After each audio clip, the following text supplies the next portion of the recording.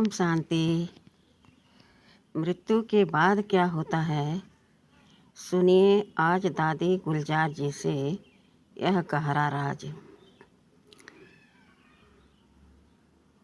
लोग कहते हैं मृत्यु के बाद यमदूत आते हैं और आत्मा को बहुत डराते हैं, धमकाते हैं, तरह तरह के उनको कष्ट देते हैं और उनको पकड़ करके ले जाते हैं ज़बरदस्ती। तो दादी ने स्पष्ट करके बताया, दादी को भी बाबा ने एक बारी बताया था कि यमदूत कहाँ पर रहते हैं, उनका भी कोई स्थान होना चाहिए। और जो लोग कहते हैं कि अच्छे कर्म करने वालों के लिए विमान आता है, तो वह विमान बनाने वाला भी तो होना चाहिए। कहाँ पर यह विमान बनता है जो मृत्यु के बाद अच्छे कर्म वाली आत्मा को ले जाते हैं।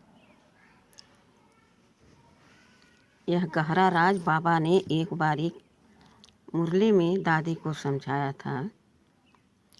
दादी जी अब हम सब बच्चों को यह राज सुनाया है।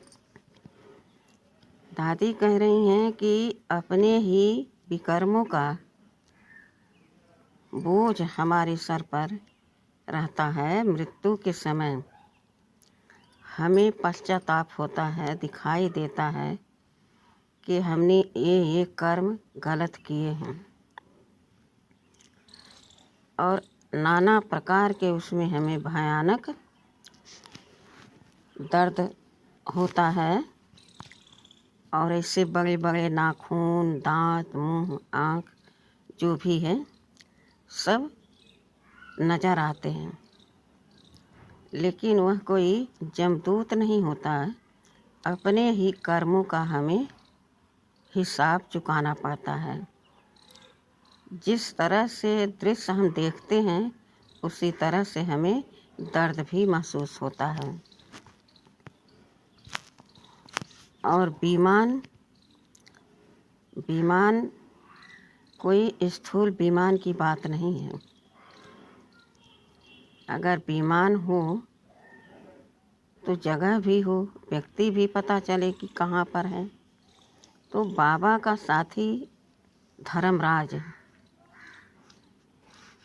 वह अच्छे कर्म वाले आत्मा को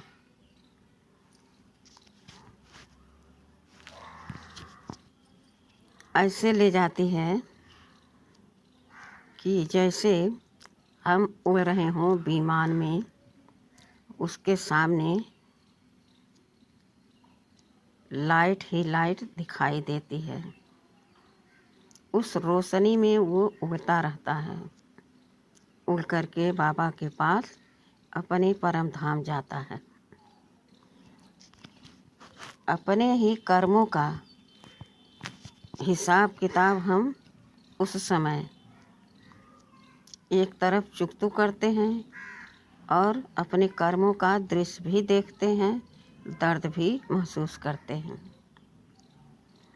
तो आत्मा खुद ज्योति बिंदु एक लाइट है, यह तो सभी समझ सकते हैं। और आत्मा जो है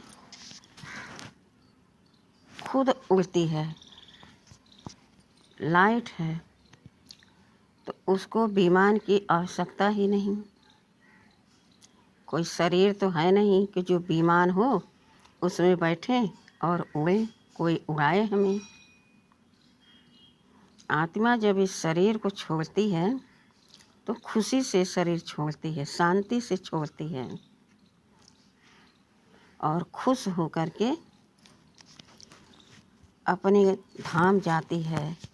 मानो उड़ती कला में उसके जो कर्म हैं, संस्कार हैं, ऊपर की ओर उड़ रही है हल्की लाइट। और जो आत्मा बहुत जीवन में गलत कर्म करती है,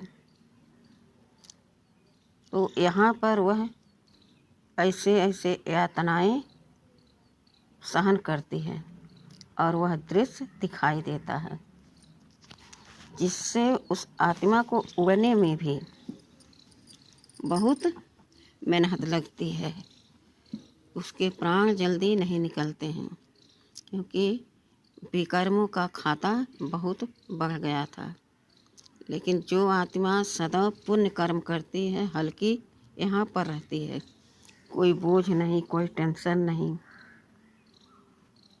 तो वो खुशी से अपनी सहजता से इस शरीर को छोड़ देती है और उड़ के बाबा के पास अपने धाम पहुंच जाती है। तो अपने ही कर्मों का हम दृश्य जब देखते हैं तो बड़े बड़े नाखून, दांत, सूंड, सब जानवरों का भी हमें साक्षात्कार होता है और भयानक दर्द में हम तड़पते हैं। तो जब शरीर छोड़ती है आत्मा तो उड़ने में भी वह भारी रहती है, शरीर से जल्दी निकलना नहीं चाहती है।